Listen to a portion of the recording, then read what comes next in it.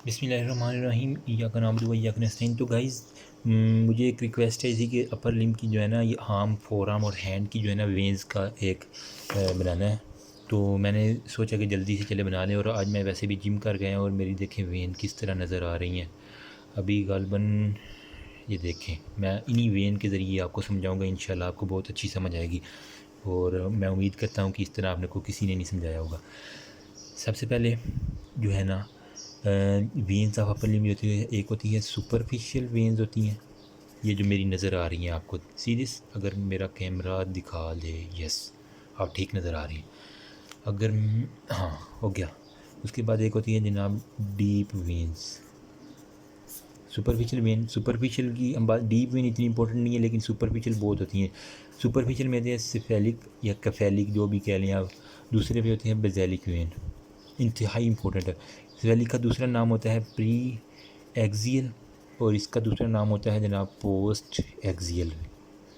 ठीक है, अब ये बनती कैसे हैं, let me focus it. Okay, अब आई थिंक अच्छा नज़र आएगा, just wait a minute. Okay, अब देखिए ये बनेगी डॉर्सल वीनस आर्च। आपको नज़र आ रही है मेरे हैंड में,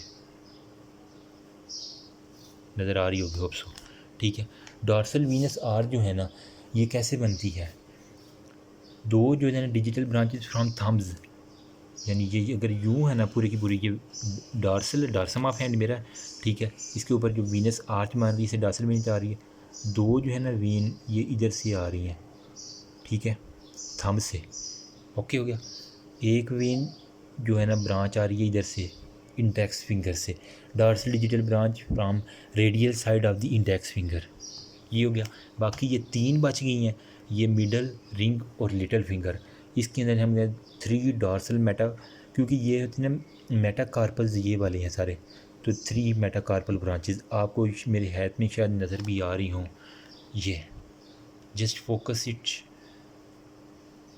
जिम करने का कुछ तो फ़ायदा हुआ है। ठीक है, अब ये सारे के सारी हाई होप्स हो के पसीने की वजह से इतना नहीं भी क्लियर आ रहा है, लेकिन आप समझ जाएं। ठीक है, 3 इधर, एक इसकी और 2 इसकी ब्रांचेस, 3 4 5 और 6, यानी 6 डिजिटल ब्रांचेस जो मिल के एक डॉर्सल वीनस आर्च बना रही हैं। देख ठीक है, अब ये कहाँ पे जा रही हैं, जस्ट सी दिस, ट्रेस करें अगर आप मेरी ये वेन देख रहे हैं, ये यहाँ से होके बैक के ऊपर जा रही है और फ्रंट ऑफ आर्म के ऊपर ये देखें आ गई। ये वाली वेन देखें, ये एनाटॉमिकल स्नफ बॉक्स देख रहे हैं मेरा, इसके ऊपर से जा रही है और ये आगे की तरफ ट्रेस करते जाएं। यहाँ से ये वाली आ गई, यहाँ से ये वाली वेन आ गई। होप सो आपको सही नज़र आ रहा होगा। अल्हम्दुलिल्लाह इतना अच्छा एक्सप्लेन नहीं कर पा रहा, लेकिन फिर भी चलें आपको समझ आ जाएगी। ठीक है, यहाँ से होते हुए मैं इसको ट्रेस कर दूँ, जस्ट वेट अ मिनट।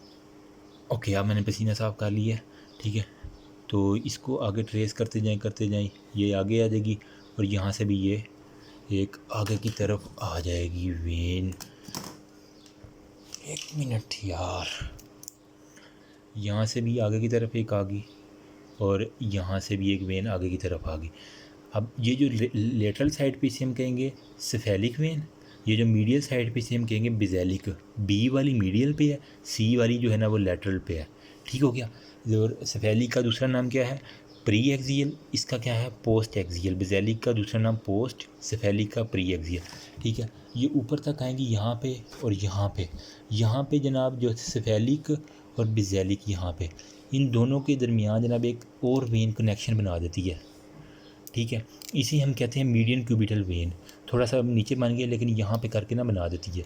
आप देखें, अगर मैंने अपना ब्लड सैंपल देना या किसी को ब्लड डोनेट करना है तो वो यहाँ से जनाब डालते हैं इस मीडियन क्यूबिटल वेन पे। ये वाला क्यूबिटल फोसा था ना, मैंने आपको लास्ट वीडियो में बताया था क्यूबिटल फोसा की बाउंड्रीज और सारा। तो क्यूबिटल फोसा में जो सेफेलिक को बेजेली के साथ मिलाती है उसे हम कहते हैं मीडियल क्यूबिटल वेन। और इसके नीचे जो है ना वो बाइसिपिटल एपोन्यूरोसिस होता है, इसीलिए हम इंजेक्शन यहाँ ट्रेस करते हैं। वो बाइसिपिटल एपोन्यूरोसिस जो है ना नीचे वाले स्ट्रक्चर को बचा लेता है, इसका ये फ़ायदा भी यही हो जाता है। ठीक है, अब मैं यहाँ पे ड्रा करता हूँ, जल्दी से देखते हैं। ठीक है, पहले बैक पे तो मैंने आपको बता दिया ना। अब फ्रंट यूँ फ्रंट से मैं आपको दिखा रहा हूँ, क्योंकि बैक से तो मैंने आपको ड्रा करके दे दिया।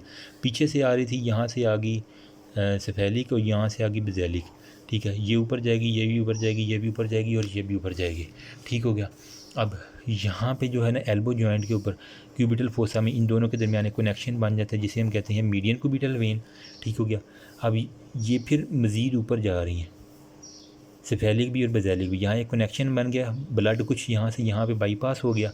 ठीक है, इसलिए अगर एक ब्लॉक हो जाए तो दूसरी में ब्लड आता जाता रहता है। ठीक है, अब यहाँ पे हमें पता था एक्सिलरी वेन पड़ी हुई थी। ठीक है, तो जो है ना,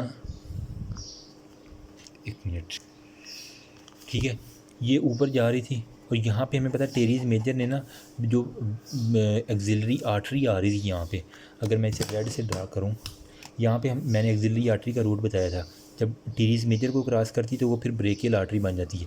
तो ब्रेकियल आर्टरी भी यहीं पड़ी हुई है, इसके बिल्कुल मिडिल साइड पे जो है ना वो सेफेलिक बेज़ेलिक वेन आ रही है। ठीक है, अब इसी ने जब टीरीज मेजर को क्रॉस करना है ना बेज़ेलिक ने, तो ये इसको हम नाम दे देंगे एक्सिलरी वेन। तो मैं कह सकता हूँ कि बेज़ेलिक जो है ना वो चेंज हो जाती है एक्सिलरी वेन। अब रही बात सेफेलिक की, तो ये ऊपर से आके यहाँ पे आके ये एक्सिलरी के अंदर आके ड्रेन करती है। ड्रेनिंग इसकी ये हो जाती है, लेकिन ये बेज़ेलिक खुद ही एक्सिलरी वेन एज सच कहलाती है। होप सो एक आइडिया दिया, कंसेप्ट समझ आ गया होगा। और यहाँ पे एक और इम्पोर्टेंट बात जो बतानी है ना, एल्बो जॉइंट यहाँ पे होता है मीडियल एपिकोंडाइल ऑफ ह्यूमरस। अगर मैं यहाँ पे ह्यूमरस ड्रा करूँ और ये लेटरल एपिकोंडाइल, तो जो है ना median cubital when lateral side पे 2.5 सेंटीमीटर बिलो लेटरल एपिकोंडाइल और यहाँ से 2.5 सेंटीमीटर अबव मीडियल कोंडाइल, यूँ कनेक्शन बना हुआ था। मीडियल वाले से 2.5 सेंटीमीटर ऊपर, लेटरल वाले से 2.5 सेंटीमीटर नीचे एक कनेक्शन होता है, पाइप एक किस्म का। और यहाँ से हम इंजेक्शन लगाते हैं, इंट्रावीनस इंजेक्शन यहाँ से दिया जाता है। ठीक है, ब्लड सैंपल भी लिया जाता है। होप सो समझ आ गई होगी। उसके बाद जो है ना डीप वेन की मैं थोड़ा सा रिव्यू दे दूँ। वो कह रहा है कि डीप वेन जो है ना वो क्या करती है, रेडियल और ये डीप होती हैं, रेडियल और अल्नर आर्टरी के साथ साथ आती रहती हैं। और ये ब्रेकियल वेन में फिर कह रहा है चेंज हो जाए। Brachial vein lie on each side of the brachial artery. कह रहा है ब्रेकियल आर्टरी के साथ एक छोटी सी ब्रेकियल वेन भी लाई कर जाती है, जो कि बाद में भी जाके एक्सिलरी वेन के अंदर ही ज्वाइन हो जाती है। ये डीप वेन इतनी इंपॉर्टेंट नहीं है, आपने सिर्फ सुपरफिशियल वेन के ऊपर फोकस करना है। ठीक हो गया। उसके बाद जनाब लिम्फ नोड की बारी आ जाती है। तो लेट मी सी दिस। अच्छा, एक और बात वो क्लिनिकल में मैंने अभी पढ़ी है, उसमें कह रहा है कुछ पर्सन में ये मिस होती है मीडियन क्यूबिटल वेन। ठीक है, तो हमने अब उसे वीनस इंजेक्शन तो देना है ना, तो वो कैसे देंगे वीनस इंजेक्शन? उसे हम फिर प्रेफर कौन सी करेंगे, सेफेलिक करेंगे या बेज़ेलिक? अपना आइडिया लगाएं।